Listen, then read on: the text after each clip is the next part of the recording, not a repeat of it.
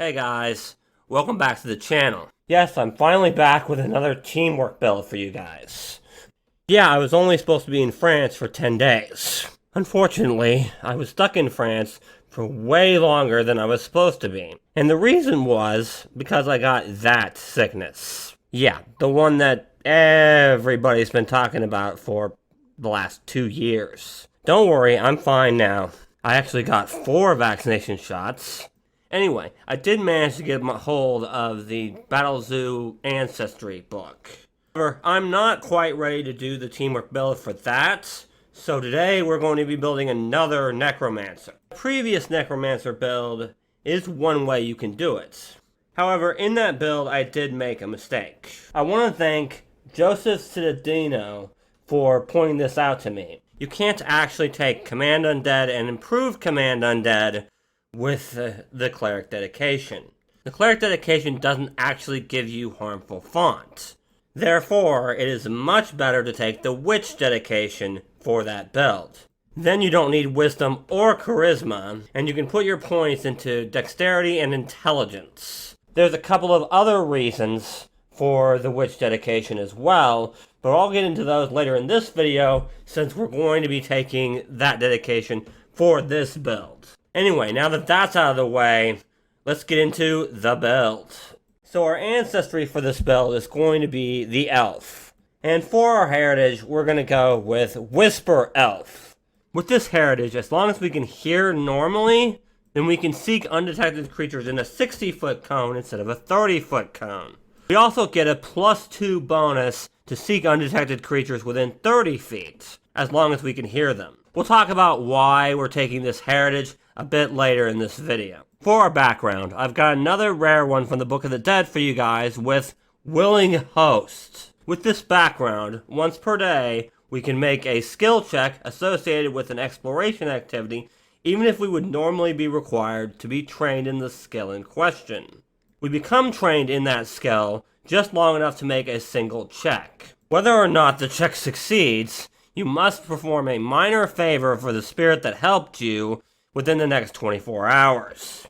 This is determined by the GM, but is usually something sensation related, such as tasting a certain food, smoking a pipe, etc. You can't use this ability again until you perform the favor. If you haven't completed it within 24 hours, you're fatigued until the obligation is fulfilled. This is mainly to help us with our skills that we're not as good at. We are going to have decent intelligence because we need it for our witch dedication. However, we're still only going to have 6 skills at level 1. So rather than having to waste our skill increases on training in other skills that we may need, we'll just become trained in them for a little while. Our class for this build is going to be the Sorcerer, and our bloodline is going to be the Undead bloodline, of course. This will give us the Divine spell list, which is a great list for necromancy spells, plus the Undeath's Blessing focus spell. This will allow us for 1 minute to heal our allies with our harm spells. This will allow us to heal our friends in combat,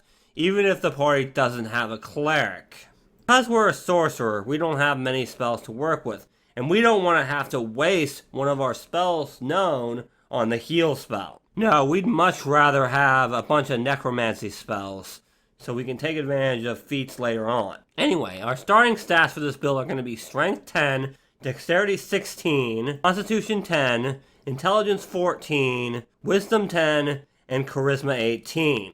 Okay, at first level, we get our Ancestry feats. We're going to go with Nimble Elf. This will increase our speed by 5 feet, and make us better able to stay away from melee fighters. I'm not going to go into too much detail on the spells here, because I've already covered a lot of the spells you want to take for this build in my other Necromancer video. But we're going to get Chill Touch from our bloodline. So for cantrips, I just recommend you take something like Forbidding Ward or other good Teamwork Divine spells. For first level spells, we're going to get Harm from our bloodline, and Animate Dead is obviously a must for this build. But I do recommend you take Ray of Enfeeblement here to lower enemies' damage output. So, for level 2, we get 2 class feats. The first one we're going to take is Dangerous Sorcery. This will give us a bit more damage with our necromancy spells. Normally I wouldn't take a feat like this because it's just extra damage. but there really isn't a first or second level feat that we can take that's really going to help this build when it comes to teamwork. So we're just going to add some extra damage. Truth, you can pretty much take whatever you want here. However, on the free archetype side, we do need to take our witch dedication.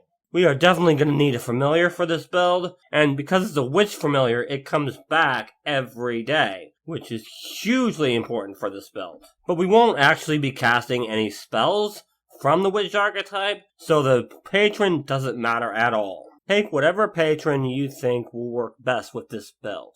At 3rd level, we get a general feat, 2nd level spells, and our signature spells. For our signature spell at this level, we're going to go with Harm. We're going to be getting Animate Dead as a signature spell eventually, so we can pick up Harm here.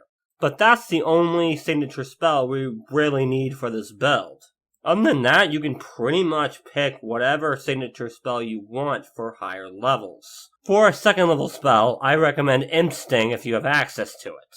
This will let us do a little bit of poison damage, but more importantly, make the opponent clumsy and possibly slowed.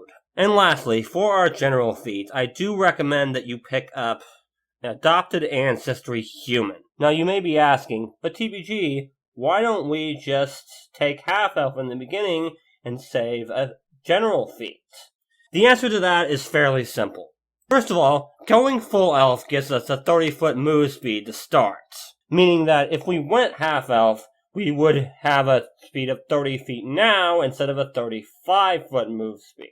Secondly, going full elf allows us to have the intelligence that we need for our witch dedication, but also maximum charisma and intelligence. We're not going to need any more intelligence than this, because we won't be casting spells from our witch archetype. But we do need to start with that, so we need the 14 intelligence. Then at 4th level, we do need to take Divine Evolution. This will give us an extra spell slot of our highest level, but we can only use it to cast Harm or Heal, because having an extra spell slot is always good. Then on the free archetype side, we'll take a very important feat for this build, Cackle. With this, we can spend a focus point in order to sustain a spell as a free action instead of one action. This will allow us to sustain our Animate Dead, cast a spell, and move all in the same turn. Very, very important for this build. At level 5, of course, we get our 3rd level spells, an Ancestry feat, and our ability score increases.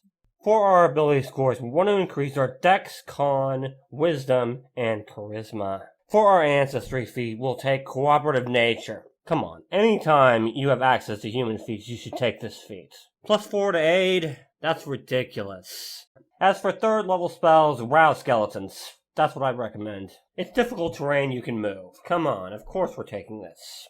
It is only a 20-foot burst, and you do have to sustain it. But we're going to be able to sustain quite a few spells. So, doesn't really matter. At 6th, we get 2 more class feats. First, if you've got another spellcaster in your party, you're going to want to take Spell Relay. Especially if they've got a lot of touch spells like you do. Otherwise, you can pretty much take anything you want here. But on the free archetype side, we'll need to take Enhanced Familiar. Unfortunately, the Witch Dedication does not give us the bonus familiar abilities that the Witch class gives us. And we do need one more familiar ability to take our specific familiar that we need, which is, of course, the Talking Head. This will give us an Undead familiar, which is very important for a feat we're going to take later on. At 7th, we get 4th level spells and a general feat. For our 4th level spell, I recommend you take Pernicious Poltergeist. With this, we can target their lowest save, which is very, very handy. Then for our general feat, we'll just take Toughness for some extra hit points. Alright, time for our first teamwork report. Just like my other necromancer build, we really don't have all the cool stuff we can do with this build yet. We're really just going to use our abilities when we need them. We do have our Undead familiar, but we don't need it yet. Cast Animate Dead, use Cackle to sustain it whenever you need it. Overall, at this point, it's just basic stuff. There's really not much more to say. At 8th, we get 2 more class feats. First up is Soul Sight. This is why we need to be a Whisper Elf. With the benefit from Whisper Elf, this will give us 2 ways of tracking enemies that like to sneak around. Sight and hearing. This means it'll be very hard for enemies to sneak up on the party. We do still need to seek to find undetected creatures, but we can do so in a 60-foot cone, regardless of whether we're using sight or hearing. And on the free archetype side of things at this level, I know this is going to sound weird, but we're going to take the Exorcist dedication. We'll talk about why we're taking this dedication when we get to 10th level. At 9th, 5th level spells and an Ancestry feat. Our Ancestry feat for this level is going to be Cooperative Soul. As long as we pick the correct skills at first level to help our party, we should always succeed on our aid checks now. Because we can't fail or critically fail anymore, as long as we're an expert in the skill that we're using. For spells, I recommend Wall of Flesh. Wall spells are just way too good, especially if you've got melee fighters in your party. And with this one, we can heal it, we can cast spells through it, and it can even grab opponents. Depending on what we select when we cast the spell, of course. At 10th, we get our ability score increases and 2 class feats. First class feat at this level is going to be Quicken Casting. One of our main spells that we want to use is a 3-action spell. And we might want to cast that and move or intimidate or whatever. So this will allow us to cast that spell for 2 actions instead of 3. And now for the reason why we're taking the Exorcist dedication. We do already have a way of healing our party members by using Undeath's Blessing. However, that requires a focus point. And do you know what else requires a focus point? Cackle. So when our allies are just a little bit down, we would rather use Cackle instead of having to do Undeath's Blessing. But our allies might still need healing. So that's why we need Spirit's Absolution. True, the ally has to be adjacent, but they get back 1d4 hit points for every level that we've got. Unless, of course, we've got a Spirit Remnant in our Spirit Dwelling. Then they get back 1d6 hit points per level of the Remnant. At 11th, a General Feat and 6th level spells. For our General Feat at this level, we're just going to go with Die Hard so we don't die. And the recommended spell for 6th level is Necrotize. We deal 12d6 negative damage and a random debilitation determined by rolling a d4. Either weakness 3 to bludgeoning damage, clumsy 1, minus 10 foot penalty to speed, or enfeebled 1. On a critical success, nothing happens. On a successful saving throw, the target takes half damage and the debilitation lasts until the end of your next turn. On a failed saving throw, the target takes full damage and the debilitation lasts for 1 minute. On a critical failure, the target takes double damage and you can choose a debilitation to add to the one you rolled randomly. Both debilitations last for 1 minute. At 12th level, 2 more class feats. First up, we have Bloodline Focus. We do have a couple of focus spells in this build, so we need to get those focus points back as quickly as possible. We don't need Bloodline Wellspring because we're not going to have 3 focus points. But we are going to need another feat from our Exorcist dedication so we can take our next dedication, which I'm betting you guys can guess which one that is. But we're going to be taking Enticing Dwelling. Now whenever we spend 10 minutes to refill our Spirit Dwelling, we get 2 Spirit Wisps instead of 1. This does mean that we have to spend 20 minutes to refill all of our stuff. However, that's all the more reason to take Bloodline Focus and this feat. At 13th, we get 7th level spells and an Ancestry feat. Elf Step will help us with getting away from melee attackers, especially ones that have attack of opportunity. We may have toughness, but we're still a sorcerer with low HP. We don't want to get hit by attacks of opportunity. The recommended spell for this level is Tempest of Shades.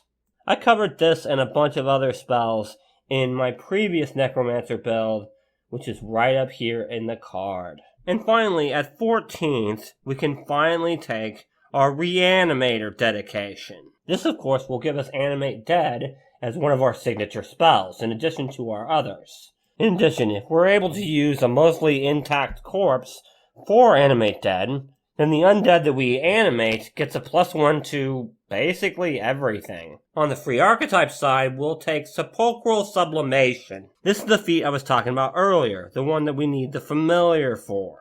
You see, because our familiar is undead, we can use it for this feat. And because it is a witch's familiar, it automatically comes back the next day instead of having to spend a week. This effectively means we get a guaranteed free necromancy spell each day. This is why the familiar is so important. For teamwork report number 2, now we have our cool stuff. At least some of it anyway. Now we get 1 free necromancy spell every day. We can also heal our allies without needing a focus point, although not near as much as if we spent the focus point. We've also made it very hard for enemies to sneak up on us. But the really cool stuff comes at high levels. 15th level we get 8th level spells, our ability score increases, and a general feat.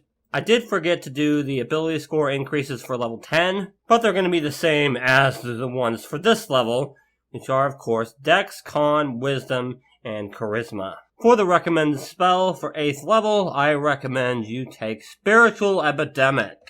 This will make the target stupefied and enfeebled. Also, anyone who casts a divine or occult spell on the target while it is cursed must make a will save or get this curse too. And for our general feats, we're going to take fleets. This will raise our speed to 40 feet and make it that much easier to avoid melee attackers. At 16th, 2 more class feats. The first of which is going to be Effortless Concentration. This is like Cackle, but we don't have to spend a focus point for it. This feat, combined with Cackle, and a feat we're going to take later on, will allow us to have the maximum number of undead summons at one time. At this level, we're also going to take Macabre Virtuoso. This will give us the Create Undead ritual, and we can cast it without a secondary caster. In addition, we can perform the ritual in 4 hours instead of 1 day. This means we only need 1 day of downtime to create the maximum number of undead that we can control. Which of course means more free spells. At 17th we get 9th level spells and our last Ancestry feat. We're already going to get Wail of Banshee from our bloodline, so there really isn't a spell that I can recommend here for 9th level. However, for our 17th level Ancestry feat, we're going to take Clever Improviser. This will essentially make us trained in everything. Granted, we will be a little bit under what we would be if we were trained in certain skills. So we can still use Host Spirit from our background if we want a +2 in a skill we're not trained in. But taking this means we don't have to if we don't want to. At 18th level, we get 2 more class feats. One of which is going to be Greater Vital Evolution. This will essentially allow us to cast an extra spell twice per day. They have to be different levels, but this gives us a little bit more spells.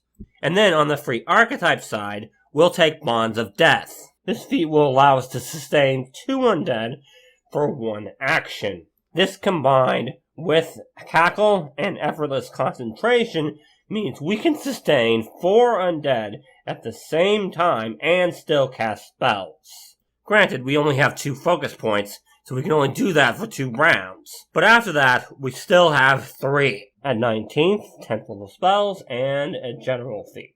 Again, can't really give you a recommendation for a 10th level spell, so pick what you want. For our general feat, we'll go with Canny Acumen for our Fortitude saves. And finally, at 20th, 2 more class feats. First we'll go with Meta Magic Mastery. Sepulchral Sublimation is a meta magic feat, so we can now use that as a free action instead of a single action.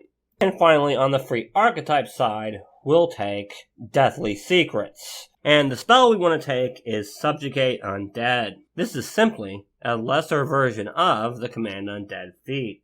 So, this is our Hey Enemy Undead, how about you come work for me for a while? Alright, for teamwork report number 3, the strategy is pretty much the same as it was for my other necromancer build. Used to create undead, to create some undead during downtime, which you only need 1 day of. However, this time, we can actually get 1 spell for free, always, thanks to our undead familiar. But as I said in my other video, most of these undead are going to be used as sacrifices for free spells. But again, once we start losing those, then we can start casting Animate Dead. Again, the main focus here is to summon our undead, use them to help allies and for free spell slots, at the same time debuffing our opponents with spells. And remember, when our allies need a bunch of healing, we can use Undeath's Blessing to make our harm spells heal them. And harm is a necromancy spell, so we can use Sepulchral Sublimation to cast it without a spell slot. I know this build is very similar to the other necromancer build, but I figured I didn't really have a build video yet for the dragon ancestry anyway. Also, I did screw up with the first necromancer build, so I figured you guys deserved a necromancer build that actually works. So, there you go. This one actually works. So I really hope you guys enjoyed this video. If you did, leave a like and subscribe to the channel for more Pathfinder 2nd Edition teamwork content. If you want a Google Sheet for this build, you can check out my Patreon page. Link is in the description. And until next time, remember, teamwork is vital.